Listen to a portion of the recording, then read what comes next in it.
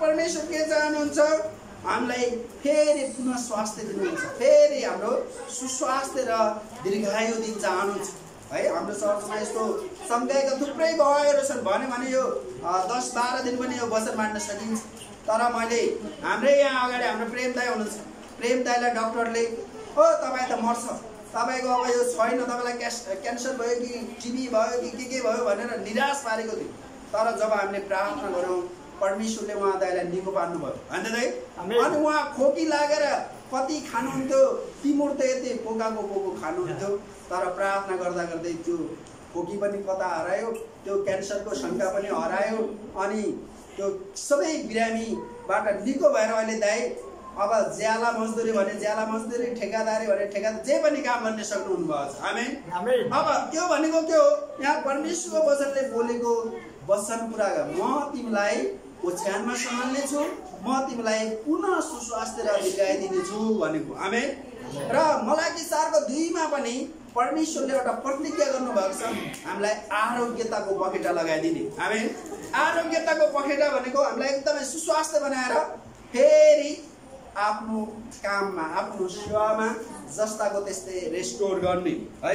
र हामी यहाँ यो खण्डमा 4 पल्ले भन्छ, मैले भने हे परमप्रभु ममाथि अनुग्रह गर्नुहोस्, मलाई निको पारिदिनुहोस्, किनकि मैले तपाईँको विरुद्धमा पाप गरेको छु। कतिपल्ट हामी पाप गरेर बिरामी हुँदो रहेछ है। अनि हामीले पाप गर्यो भने हामी पापमै रहिरह्यौँ भने के भयो, त्यही बिरामीलाई हामी मर्न पनि सक्छौँ। तर हामीले पाप गरिसकेपछि तुरन्त हामीले पश्चाताप गऱ्यौँ, हामीले आफ्नो पाप स्वीकार गऱ्यौँ भने के हुन्छ, हामी चाहिँ निको हुनेछौँ। आमेन। यो कुरा के अरे याकोब 5:13-16 भनेको छ, तिमीहरू एकले अर्कासँग आफ्ना पाप स्वीकार गर, तिमीहरूले पाप गरेका छौ भने पनि तिमीहरूको पाप क्षमा हुनेछ, अनि होइन अर्थात् परमेश्वरले तपाईँलाई निको पार्नु हुनेछ भनेर त्यहाँ लेखेका छैन होइन। अनि त्यसै गरी अब यो के अरे हाम्रो दुष्ट शैतानले, शत्रुले के चाहन्छ, हामी जहिले पनि बिरामी भएको, पैया आठो गरेको, अभावमा भएको होइन, त्यो शैतानले चाहने हो। र शैतानले जहिले पनि हामी रोगी, बिरामी, दुर्बल भएको चाहन्छ। तर हामी हाम्रो परमेश्वरले हामी सुस्वास्थ्य भएको, दीर्घायु भएको, आशिषित भएको चाहनुहुन्छ। आमेन। यहाँ कुन चाहिँ आमा बुवा होला, कोही आफ्नो छोरा जहिले पनि बिरामी भएको देख्न चाहनुहुन्छ? कोही चाहनुहुन्न है त।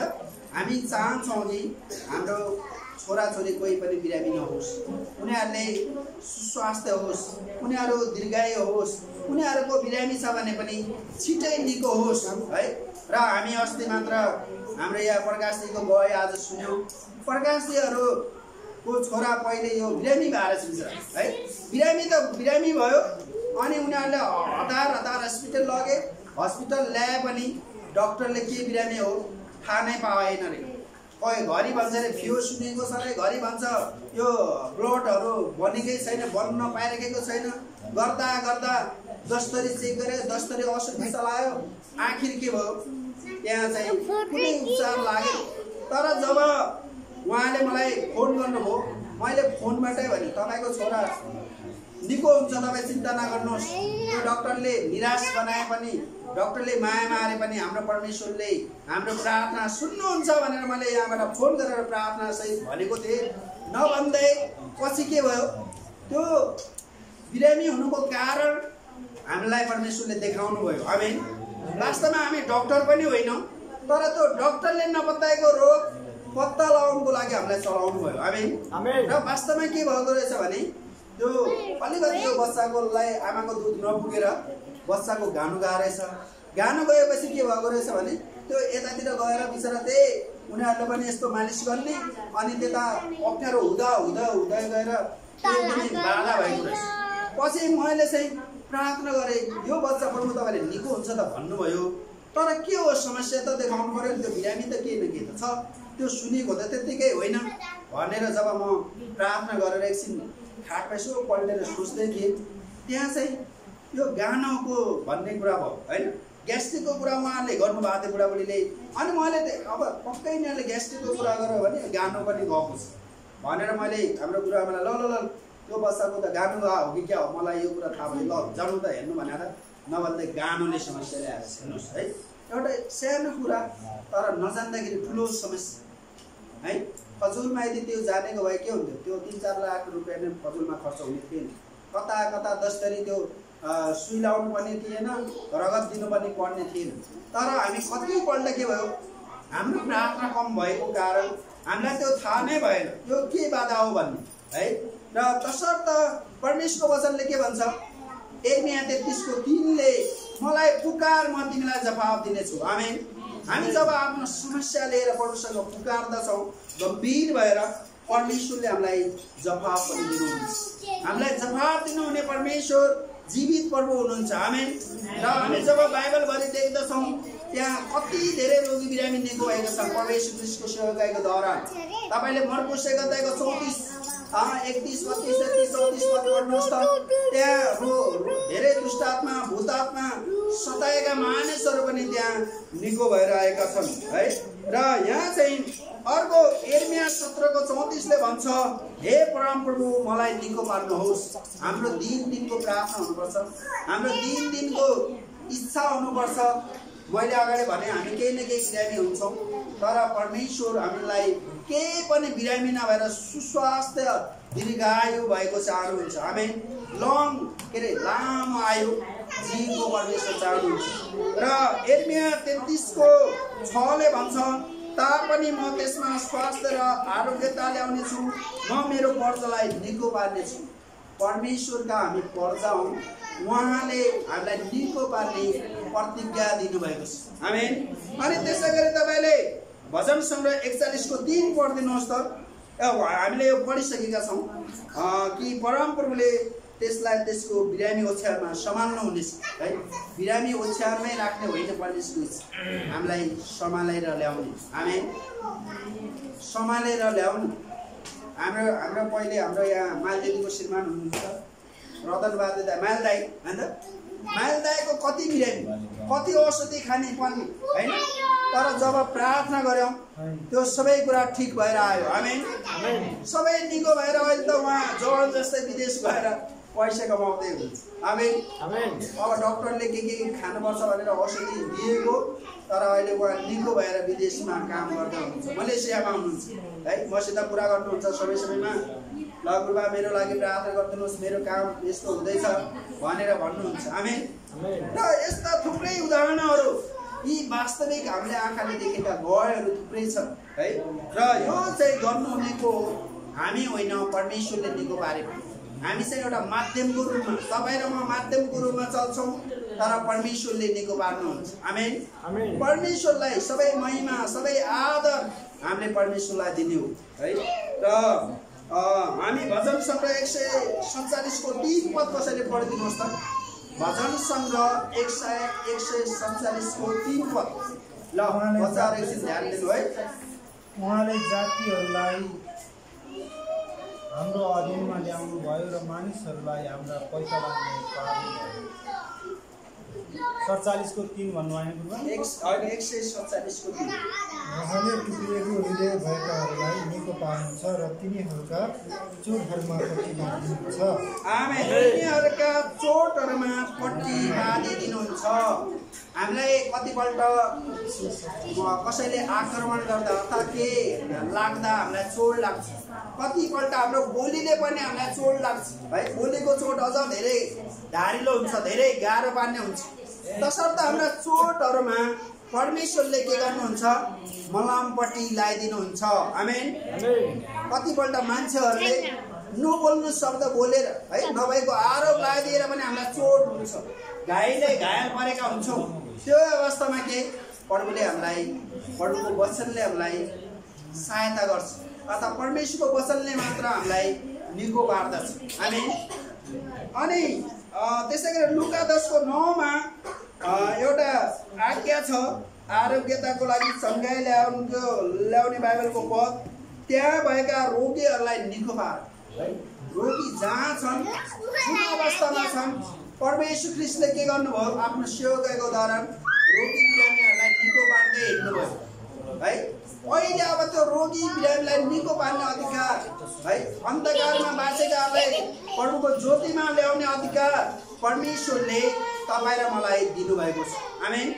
परमेश्वरले हामीलाई के गर्नुभएको छ?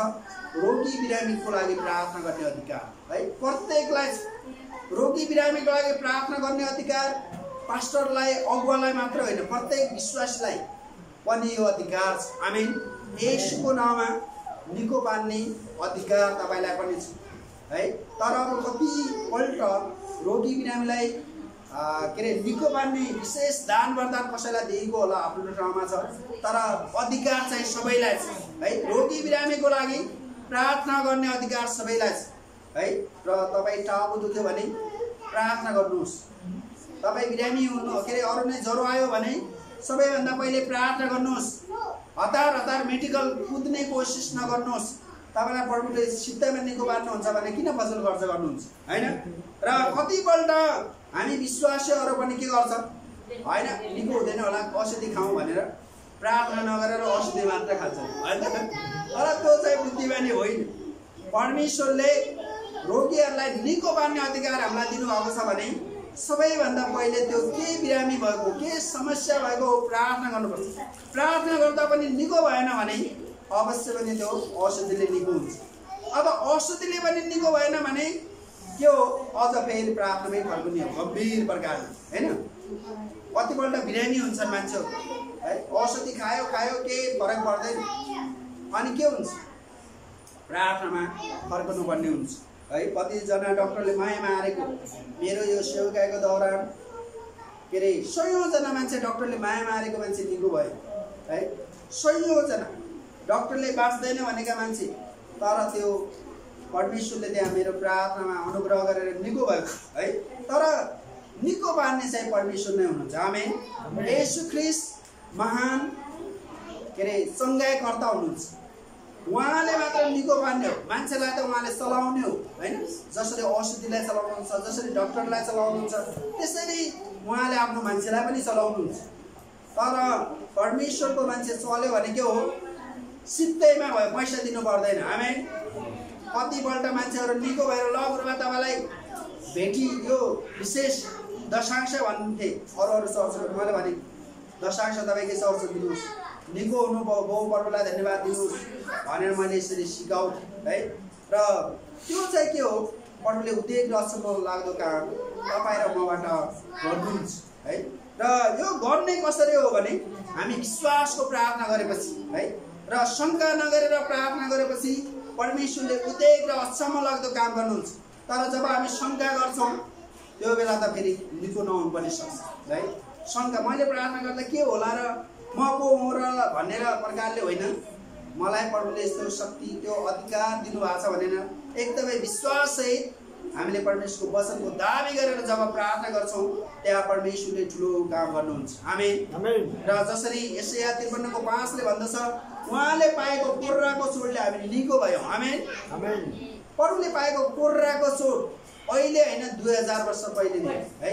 तर निको पार्नको लागि उहाँले सबै आफ्नो मिसन पुरा गर्न सक्नुभयो। मात्र हामीले विश्वाससहित आफ्नो अधिकार प्रयोग गर्ने हो, प्रभुले काम गर्नुहुन्छ। अनि त्यसै गरी हामी लुका 13:12 हेऱ्यौँ भने, ए नारी तिमी आफ्नो दुर्बलताबाट मुक्त भयो। परमेश्वरले के भन्नुभयो, ए नारी तिमी आफ्नो दुर्बलता, आफ्नो बिरामीबाट मुक्त भयो भनेर प्रभु बोल्नुभयो। नभन्दै त्यही कुरा त्यहाँ भएको थियो है। र यशाया 57:18 भन्छ, तर त्यसलाई म निको पार्नेछु। परमेश्वरले जहिले पनि म त्यसलाई निको पार्नेछु, म तिमीलाई निको पार्नेछु, म तिमीलाई सम्हाल्नेछु भनेर बारम्बार भनिराख्नु भएको छ। किन भन्नुभएको भने हाम्रो परमेश्वर हामी बिरामी भएको देख्न चाहनुहुन्छ। आमेन। हामी थुप्रै बाइबलमा उदाहरणहरू छन्। जब राजा हिजकिया बिरामी भयो, परमेश्वरको एकजना दास मार्फत एउटा यस्तो बाणी आयो कि अब हिजकिया राजा त मर्छ नै। अनि हिजकिया राजाले आफ्नो पाप स्वीकार गरेर पश्चाताप गरिकन जब प्रभुसँग आफ्नो स्वास्थ्य लाभको लागि बिन्ती गर्छ, के भयो थाहा छ? हिजकिया राजाको उमेर 15 वर्ष थपिदियो। आमेन। 15 वर्ष हिजकिया राजाले उमेर थपिदिन हाम्रो परमेश्वर हुनुहुन्छ, निको पार्ने परमेश्वर। अनि जब हामी दोस्रो राजा 5 अध्याय पढ्छौँ, त्यहाँ एकजना ठुलो सेनाको हाकिम छ, ठुलो सेनाको कप्तान नामान कुष्ठरोगी है। नामान कुष्ठरोगीलाई एकजना प्रभुको दास एलिसाले प्रार्थना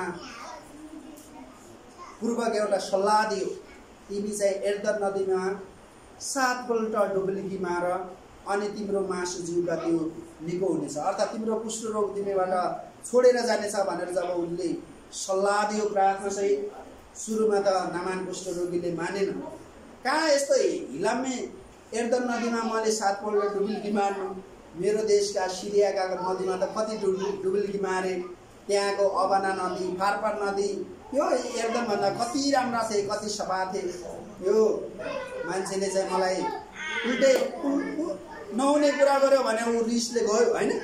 अनि पछि जब ऊ फर्केर उसको घरमा बस्ने नौकर्नीले भने कि होइन तपाईँले किन परमेश्वरको दासको भनेको मान्नु भएन, तपाईँले उहाँले भनेको मेचिन गर्नुहोस् त तपाईँ निको हुनेछ भनेर भन्दाखेरि भनेपछि के भयो थाहा छ? नामान कुष्ठरोगबाट कुष्ठरोग रहित भएर आयो। आमेन। कुष्ठरोग छैन। कतिपल्ट परमेश्वरका जनको भन्या मान्दा पनि हामीलाई आशिष आउँछ है। तपाईँ बिरामी हुनुहुन्छ, ल तपाईँ चर्च आउनु, शनिबारमा प्रार्थना गरिदिन्छु भन्यो भने के हुन्छ? शनिबार चर्च आएपछि निको हुनुहुन्छ। तर उनीहरूको इच्छा कस्तो हुन्छ? त्यो नामान कुष्ठरोगीको अहिले प्रार्थना गर्दिनुहोस्, अहिले निको भयो। तर त्यसको लागि के भनेको? प्रार्थना गर्नु पर्यो त्यो मान्छेको लागि, के हो समस्या भनेर प्रभुसँग भन्नु पर्यो। अनि शनिबार आओ भनेर भने त शनिबार आयो भने निको पनि हुनसक्छ, शनिबार आएन भने के भयो? उसले भनेकै मानिने नि, उससँग विश्वासै छैन हो। कतिपल्ट परमेश्वरका जनहरूले तपाईँले यस्तो गर्नुहोस् त तपाईँको बिरामी निको हुन्छ भनेर भनिन्छ होइन। तर भनेको मान्यो भने निको हुन्छ, तर भनेको मानेन भने भन्न सकिँदैन प्रियहरू। र तसर्थ अब यो सङ्ख्या सम्बन्धी थुप्रै कुराहरू हामी देख्दछौँ बाइबलमा है। त्यहाँ 10 जना कुष्ठरोगी थिए, 10 जना कुष्ठरोगी नै निको भयो है।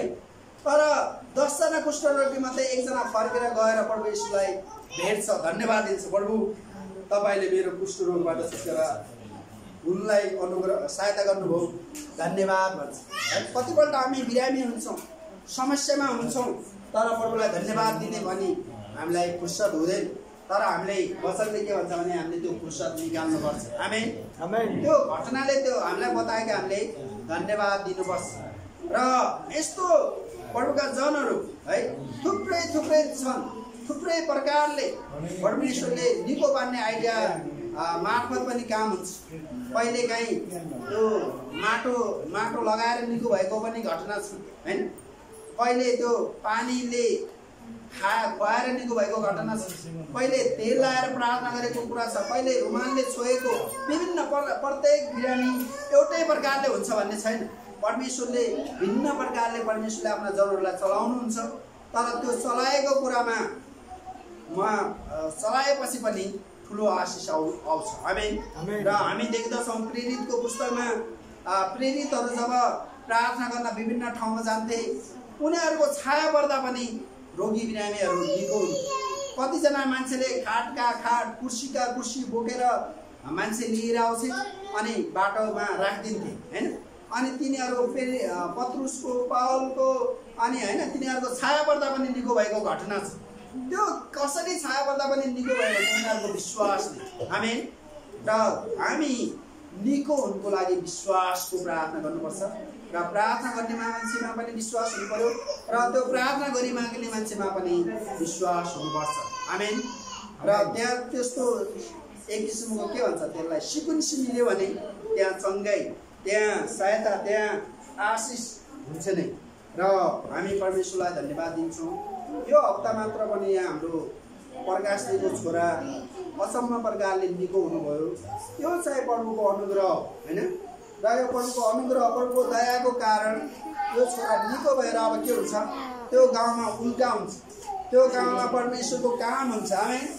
र त्यो गाउँमा विश्वासी पनि छक्क पर्छन्, होइन हामीले प्रार्थना गर्दा निको भयो नि त, के भयो यो अलिअलि समस्या रहेछ, हामीले जानेनछौँ, हामीले देखेनछौँ भन्नुहुन्छ।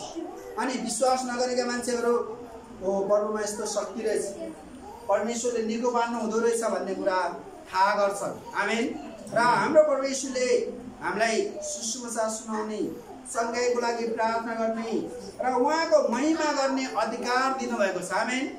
उहाँको सेवा गर्ने प्रत्येक विश्वासलाई अधिकार छ, चाहे भर्खरको विश्वासी होस्, चाहे पुरानो विश्वासी होस्, चाहे मण्डलीको अगुवा होस्, चाहे मण्डलीमा भर्खर आएको विश्वासी होस्, प्रत्येकलाई प्रार्थना गर्ने अधिकार छ। सँगैको प्रार्थना गर्ने, छुटकाराको प्रार्थना गर्ने, हैन। तर यो अधिकार छ र म आज तपाईहरुलाई यही कुरा भन्न चाहन्छु, तपाईलाई प्रभुले त्यो अधिकार दिनुभएको छ।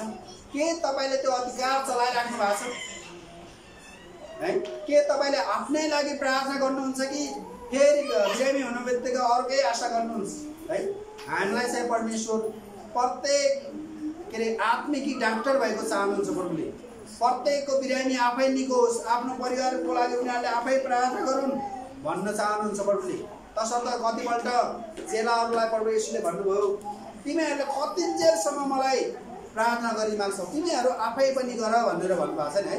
र कतिपल्ट हामीले आफैले पनि प्र्याक्टिस गर्नुपर्छ है।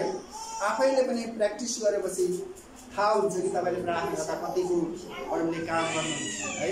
र हुन्छ तपाईँहरूलाई अन्तमा प्रत्येक घर परिवारको लागि प्रार्थना गर्नुहोस्, प्रत्येक आफ्नो जीवनको लागि प्रार्थना गर्नुहोस्, प्रत्येक आफ्नो छोराछोरीको